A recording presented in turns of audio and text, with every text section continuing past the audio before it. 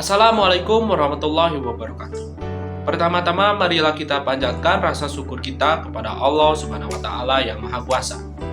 Dan atas ridhonya kita bisa menyelesaikan tugas ini dengan sebaik mungkin. Oke, di video kali ini kami dari kelompok 21 kelas Teknik Informatika reguler pagi 21A akan mempresentasikan hasil tugas dari mata kuliah Matematika Informatika. Dan tidak lupa juga kami sampaikan salam hormat kami kepada Ibu Parida Sihotang selaku dosen dari mata kuliah tersebut. Dan perkenalkan terlebih dahulu, anggota dari kelompok 21A itu diantaranya Najra Sipa dan saya sendiri Najib Barhani. Oke, selamat menyaksikan.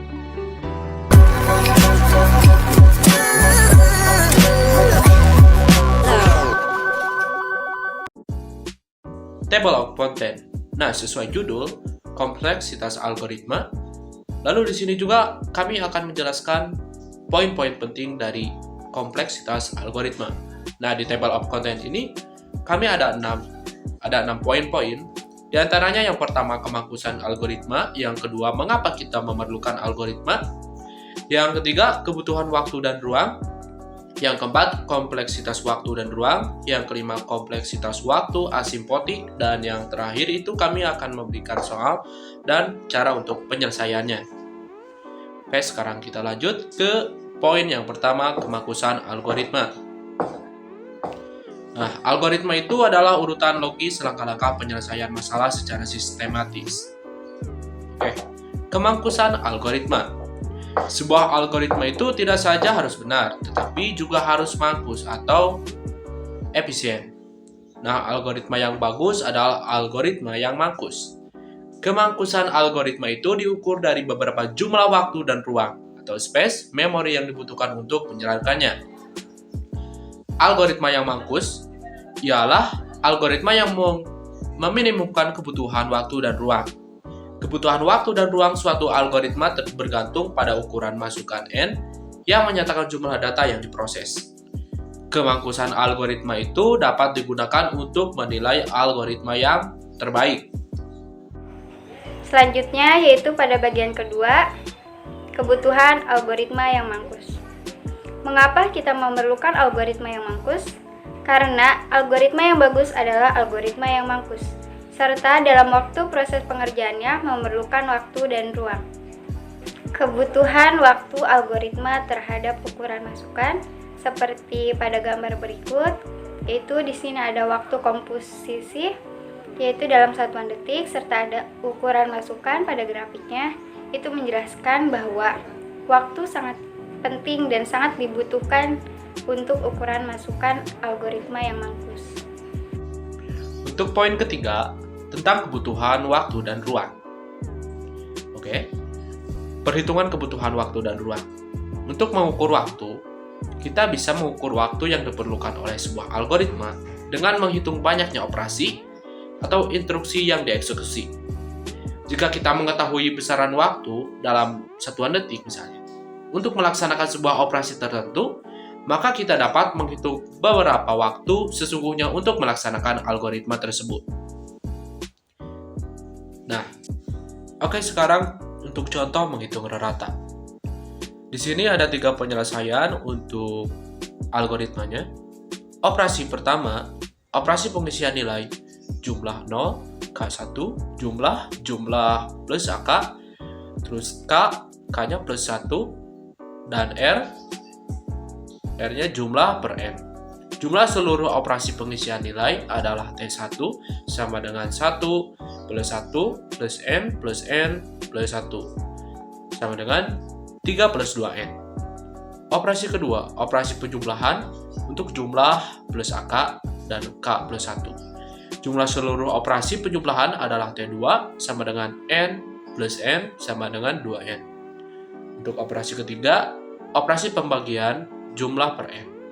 Jumlah seluruh operasi pembagian adalah T3 sama dengan 1. Jadi, untuk total kebutuhan waktu algoritma hitung rata, yaitu T sama dengan T1 plus T2 plus T3 sama dengan dalam kurung 3 plus 2N A tambah 2NB tambah C detik.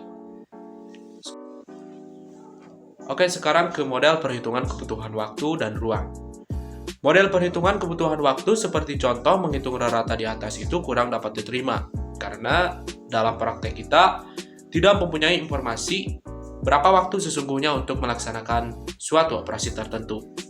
Lalu, komputer dengan arsitektur yang berbeda itu akan berbeda pula waktu untuk setiap jenis operasinya. Selain bergantung pada komputer, kebutuhan waktu sebuah program juga ditentukan oleh kompiler bahasa yang digunakan. Model abstrak pengukuran waktu atau ruang harus independen dan dipertimbangkan mesin dan juga kompiler apapun. Besaran yang dipakai untuk menerangkan model abstrak pengukuran waktu atau ruang ini adalah kompleksitas algoritma.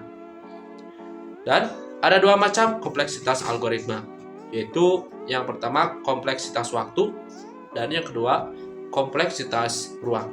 Keempat, ada kompleksitas waktu dan ruang.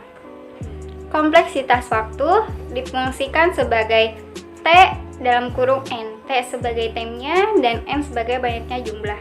Kompleksitas waktu diukur dari jumlah tahapan komputasi yang dibutuhkan untuk menjalankan algoritma sebagai fungsi dari ukuran masukan.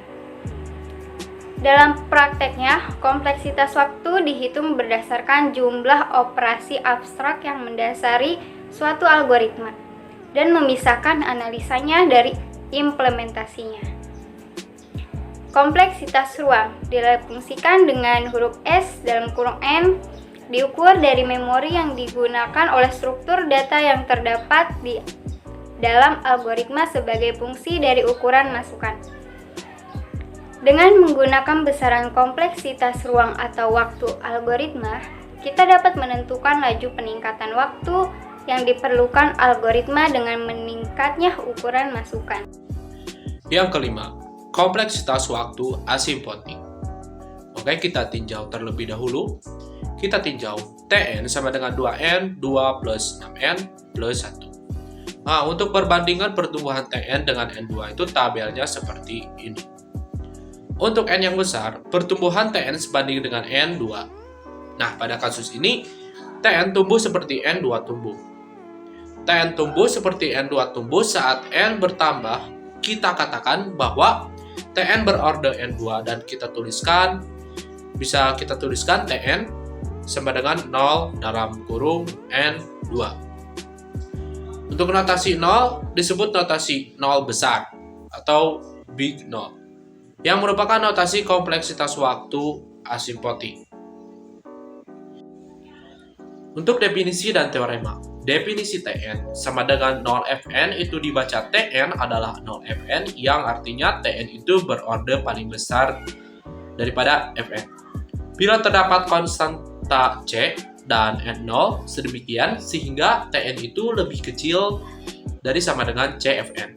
Untuk N-nya juga lebih besar dari N0. Teoremanya, bila Tn sama dengan AM, NM plus AM min 1, NM min 1 plus titik-titik plus A1N plus A0 adalah polinom derajat M, maka Tm-nya itu adalah sama dengan 0 dalam kurung NM.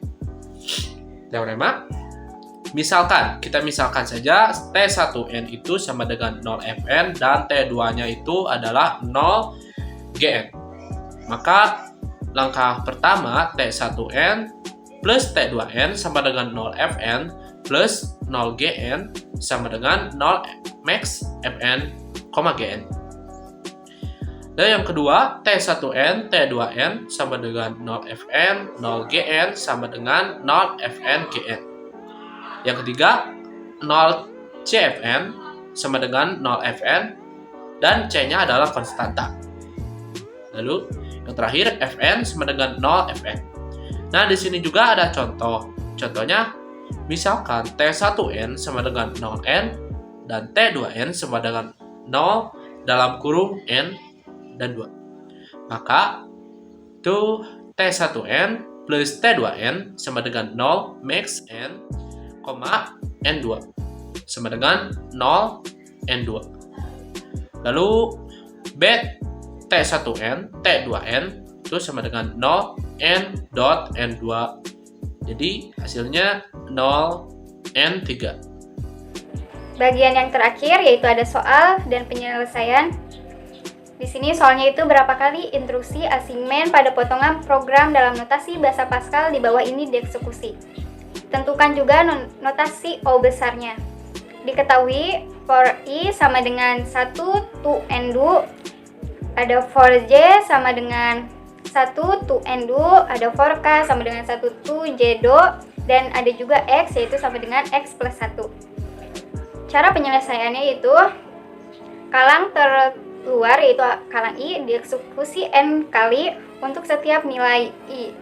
Kalang keluar kedua yaitu ada kalang J dieksekusi N kali untuk setiap nilai J. Kalang terdalam kalang K dieksekusi J kali J sama dengan ada 1, 2, 3 sampai seterusnya, sehingga jumlah pengulangan seluruhnya adalah T sama dalam kurung N sama dengan N-nya itu 1, 2, 3 plus titik-titik plus N sama dengan N dikali 2 dalam kurung N plus 1 dibagi 2. Dalam notasi 0 besarnya yaitu T dalam kurung N sama dengan N dikali 2 dalam kurung N plus 1 dibagi 2 dikali 0 dikali 1 dan sama dengan 0 dikali N pangkat 3.